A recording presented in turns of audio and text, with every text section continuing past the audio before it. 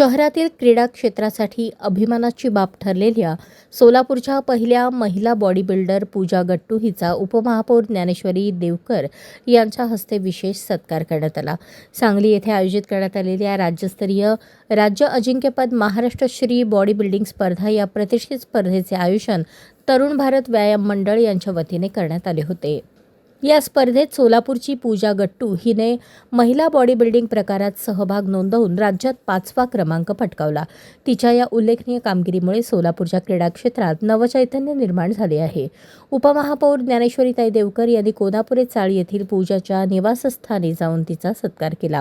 यावेळी त्यांनी पूजाच्या जिद्दीचे, चिकाटीचे आणि धाडसाचे कौतुक करत पुढील वाटचालीसाठी शुभेच्छा दिल्या।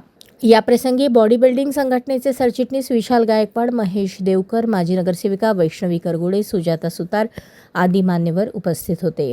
पूजा गट्टू हिच्या या यशामुळे सोलापुरातील तरुणींना क्रीडा क्षेत्रात पुढे येण्यासाठी निश्चितच प्रेरणा मिळणार असून शहराच्या शिरपेचात मानाचा तुरा रोवला गेला आहे।